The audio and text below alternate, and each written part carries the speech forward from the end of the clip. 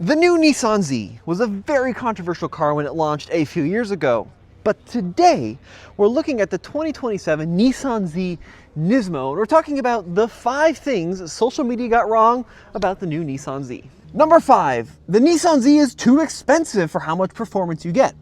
Well, I think we can debunk this myth by looking at some numbers. So the base car has 400 horsepower, a twin-turbo V6, a manual transmission, and rear-wheel drive in 2026. And it starts at not $60,000, not $50,000, but $42,970. Okay, in the real world, let's transact it mid-40s. That's a lot of performance for the mid-$40,000 mark when you consider the average new car price in the US last year was over $50,000. And let's look at some of the vehicles people cross-shop that with. Now, if you compare that to the base Supra, well, the base Supra starts at $58,300. 58 grand compared to mid-40s. That's like $15,000 more expensive. And then what about a BMW M240? Well, that's going to start at $53,600, and that's not available with a manual transmission. And even an M2, that's $69,000. A Mustang GT now starts at $46,560. So low to mid 40s for a 400 horsepower manual car. It's looking pretty good. Now granted, that's the pricing model for the base sport model car. The NISMO is more expensive, starting at $65,750. That is still some $4,000 less than a final edition Supra. It's a lot less than an M2, and it's even less than a Mustang GT Dark Horse. And there are a huge number of differences between the NISMO and the standard Z. Let's actually talk to one of the men responsible for engineering this car. The thing with NISMO is that it wasn't just meant to be like a graphics package. It's like a truly one-off dedicated development experience. It's the same platform, but we really wanted to go to the next level to make a track performance ready vehicle. And so that means more power, it means more brake. We kept the Akebono calipers, but what we did was we brought in the 2-piece rotors from the GTR. And so stopping distances are about the same, but what we gained was temperature management. And so you don't have fade, you've got reliable performance, and it's really great for like a car that you're actually going to track. We make sure that if we're going to market this as a track ready car, that we've actually validated it at a racetrack. Yeah. And so we use summer heat.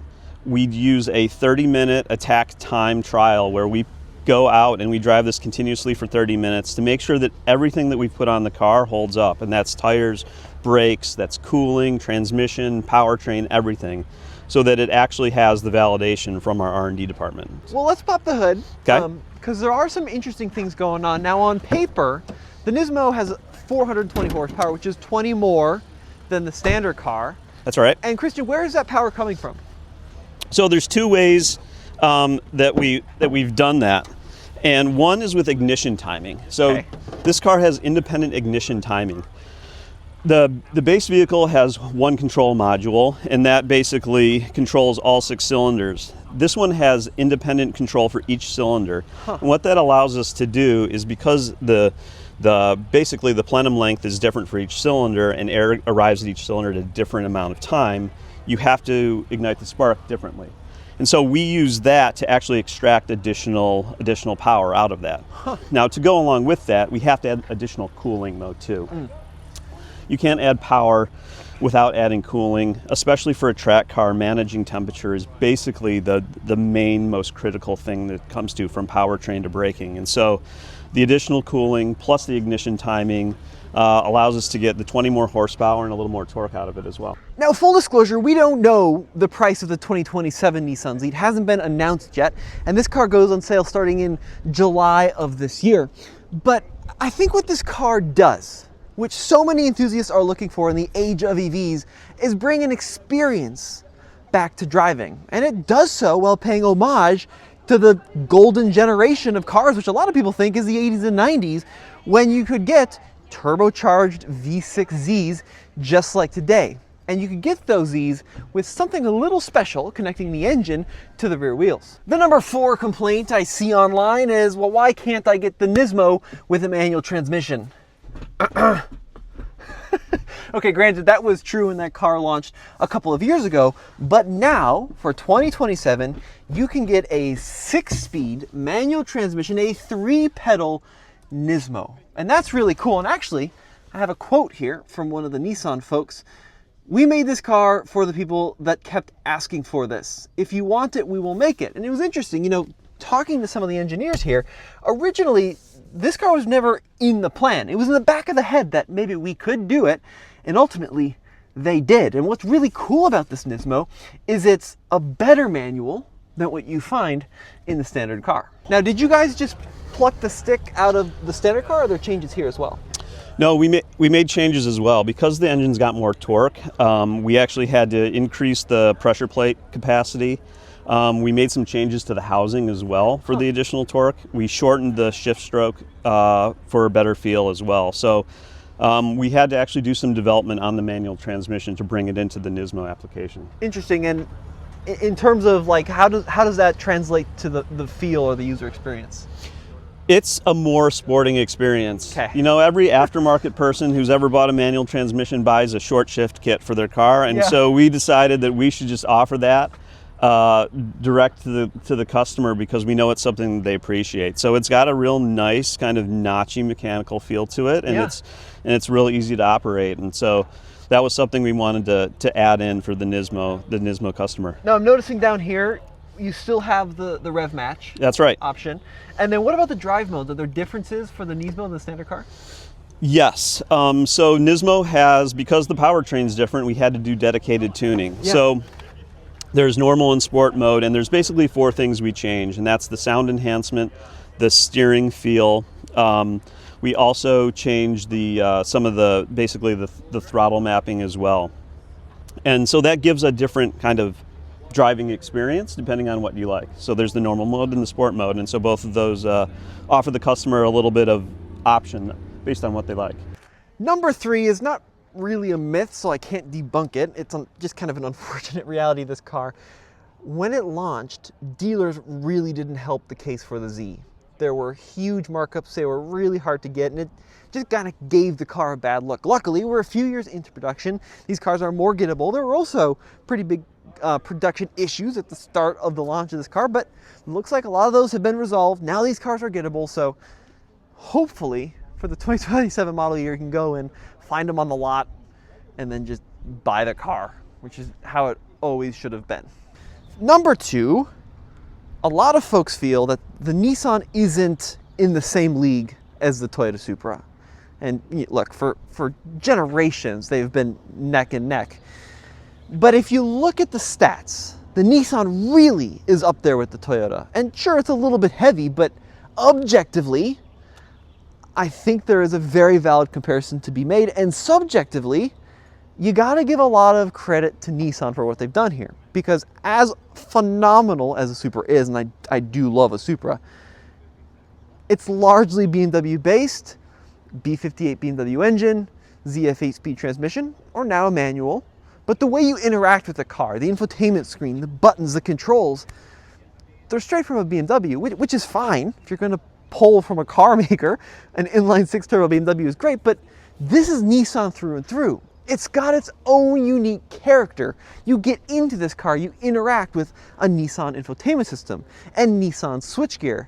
And for better or for worse, I do really have to give Nissan a lot of credit. It's not a reskinned Subaru or an engineered BMW. It is a Nissan product with a Nissan flair. And that does really bring a lot of value to this car for me. We have 3 grades of Nissan Z, and each grade has its own dedicated suspension tuning. Wow. Which is kind of unusual, but this is meant to be a track-focused car, so it's a little firmer, the turn-in's sharper, the response is better, the steering feels a little different, and overall it's kind of a more energetic tuning, maybe a slightly less comfort, but in the spirit of offering a more aggressive car.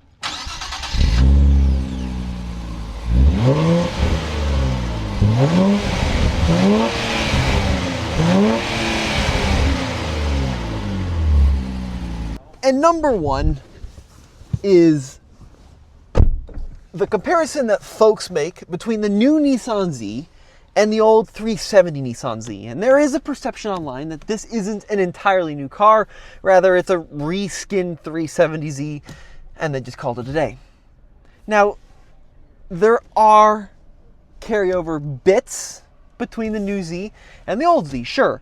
But I would also counter that by saying every new generation of a car is fundamentally based on the old one. It's too expensive and too risky for these automakers to simply throw away the drawing board of an old generation of anything and then come out with a brand new one ground up, right? The learnings, the lessons, and even a lot of things like the hard points, the architecture between previous model years and new model years are shared across everything. And then when you consider how low volume a sports car is compared to a crossover, in the vast majority of cases, it doesn't make financial sense for a company to invest all of their eggs in the sports car basket. So there has to be some carryover. Or you partner with BMW to make a Supra, or Subaru to make a GR86. Or you do what Ford did with the new Mustang S650, where you reskin it, largely keep the same engine, and call it an all-new generation. And at least, if you look at the new Z compared to the old Z, this new Z has an entirely different engine and experience than the old one, with 2 added turbos. And everybody now is obsessed with bringing back buttons. Well, this car has buttons for not only the infotainment, for the climate control, for the sport shift, for the trunk release, right? It's very mechanical feeling. And yeah, stuff like the door handle is pretty reminiscent of a 370Z, but at least it means we get an all new sports car, right? With true Nissan DNA. The thing is, with a sports car, you can't spend a ton of money on everything, so you have to dedicate it to where you really see the performance gains or what the customer is after. In that case, it was engine, transmission, tire, chassis, steering, all of those performance related things. You have to give up on some of the others, but you get to deliver the car that the customer's after, instead of spending money where you don't need to. Well, a huge thank you to Nissan for inviting me out to California to go hands-on with the new Z NISMO, and a big thank you to Christian for kind of explaining some of the engineering behind this car. Now, driving impressions are still embargoed till May 18th, but stay tuned because I've got a full track review coming soon. Guys, thanks for watching, and we'll see you in the next video.